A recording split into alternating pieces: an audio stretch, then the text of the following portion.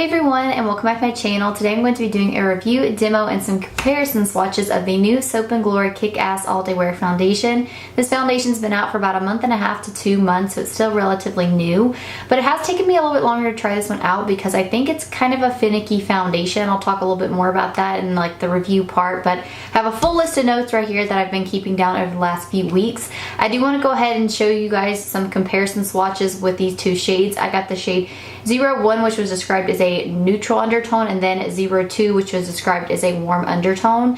So we're gonna go ahead and get into those swatches. Alright, so starting out right here, this is the Soap & Glory Kick-Ass Foundation 01, Soap & Glory Kick-Ass Foundation 02, Dior Face and Body in 2N, Pacifica Light Foundation in 34 Neutral Light, Laura Mercier Flawless Fusion in 2N1 Cashew, Giorgio Armani in I think 3.5, and then Too Faced Born This Way in light beige. Alright, so I hope you enjoyed this comparison swatches. I just zoomed you guys in a little bit closer, and I am going to be using the shade 2 today, and I am going to be using this with a sponge. It's my favorite way to apply this. I don't like it with a brush because for me it's a little bit too dry looking with the brush, and I just feel like I like the coverage and stuff better with the sponge.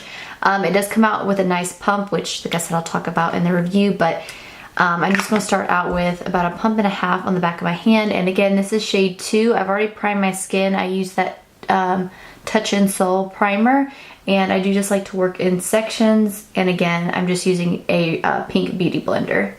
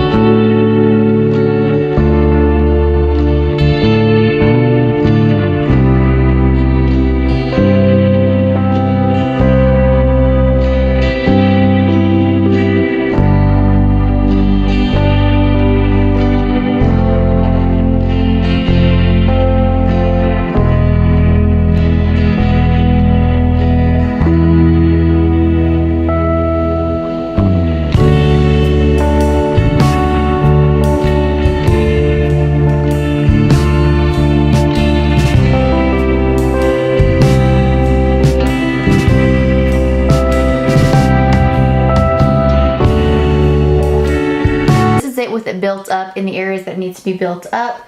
I think it does a really good job. I'd say it's a very medium coverage foundation, and I do like it. As you can see though, I am pretty, I wouldn't say shiny, but I definitely look a little bit more dewier in this section, so I do make sure to set my face. I'll talk about what powders I use to set this with and everything. So I am going to go ahead and finish up the rest of my makeup, and then I'll be right back.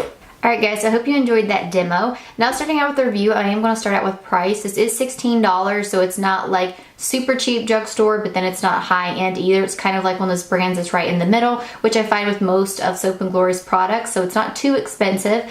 You can get this at Ulta, which is where I got mine. I ordered it online. You can get this at Target. I seen this in store at Target the other day, and then of course on the Soap & Glory website. You get 1 fluid ounce of product with this, and then you do get a pump, which is really nice. Now, the first drawback that I want to talk about with this foundation is the shade range. You do just get 12 shades, so if you have a very fair skin, you're not going to be able to find a shade, because I do have the lightest shade, which is this one right here, which is 01. And then if you have more like deeper to very deep skin tones, you're not going to be able to find a shade, because the shade range definitely does suck. You can tell it online. So I want to talk about the undertones really quick. I ended up getting the shade 01 because it was like the only one with a neutral undertone until it got up to more like medium shades, which I knew I wasn't going to be. But this shade right here just, to me, pulled, like once I like was swatching it, it looked fine. But when I had it on my face, I felt like I looked almost gray. It just had a very weird undertone, definitely not neutral to me. So I ended up getting the shade 02, which I actually think is more of like a neutral shade with a warm undertone. This is described as like a warm undertone, but it's like a neutral warm. So I can get away with wearing this. I just make sure to blend it down in my neck, as you guys probably seen in the demo. and it does work fine. So I definitely feel like the undertones are a little bit weird, especially with these first two shades. While this one is warm, it's more of like a neutral warm. So if this shade's too light for you and you think the undertone is off, you could definitely try this shade right here. But yeah, the shade range sucks, and I do think that the undertones are like not the easiest. You know, they're not going to be the easiest or the most correct. All right, so now I'm going to go ahead and start with the pros of this. It does say that this is a lightweight foundation, which I do agree. I definitely don't feel like it's on my skin. Like what is one of those foundations that when I put it on and I've got the rest of my makeup on, I don't feel like it's heavy or tacky or sticky. It's very lightweight, so I do think that that is a plus. This is a medium coverage, which it does claim to be. So if you're someone who's wanting full coverage, something that's really going to cover up your acne and stuff, this is not going to be that good for you, because you guys seen when I did build it up down here and stuff where I do have some acne scarring, it did cover, but like I can still, even looking in the mirror and stuff here, I can see some redness and things like that. But I think that gives it more like a natural finish. So if you are looking for a full coverage foundation, this is definitely not going to be a full coverage option for you. But if summer gets here and stuff like that, I don't usually go for a full coverage foundation. I will just let my imperfections show through, because I don't like something that's super heavy on my skin. I am going to talk, the lasting power on this is about 8 hours, but I have to set this. If I don't set this foundation, I do notice a lot more oil coming through my forehead, or right here on my nose, my upper lip, and my chin. But as long as I set this with a powder, I think that I can get about 8 hours out of this. The only thing that I notice kind of when I start getting oily and it kind of starts showing up is the fact that it can kind of start to separate, especially right here on my chin.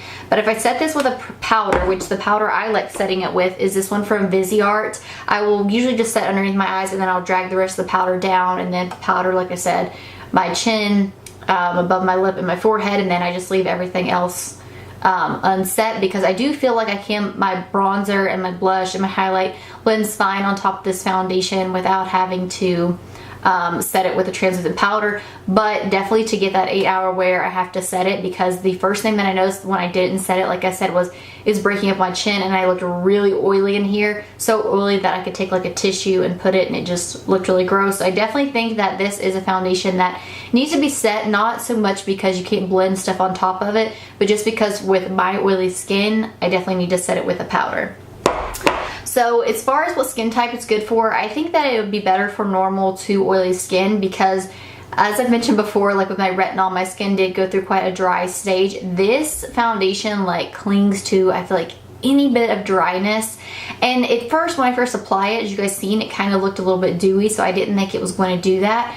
But as it started to kind of dry down in like these areas and things like that, I felt like any like flakiness or dryness, it kind of just clung to. And also, if I don't really make sure to moisturize my smile lines and stuff, foundation can sit in there. And again, that area, this would kind of set in that when my smile lines and my skin was more dry, it would set right in here. I didn't really have any issues with this like line that I've got on my forehead with it sinking in there, but I did with my smile lines and my skin was more dry. So I think that this is going to be geared to people with more normal to oily skin, because like I said, I don't think it'd work very well for dry skin.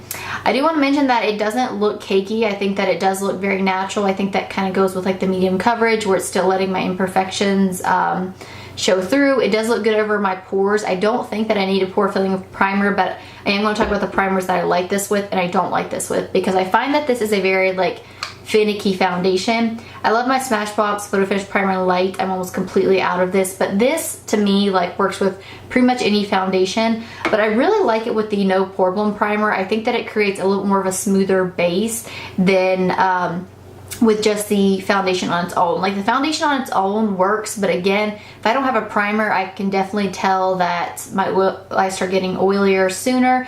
But this one right here just kind of makes my skin look like any foundation looks good with this one, which I do like. Now, I do have two primers that this did not work very well with. I have the Too Faced Primed and Peachy Cooling Matte Primer, and I think the reason it didn't work well with this is because this right here can kind of like suck the life out of my skin.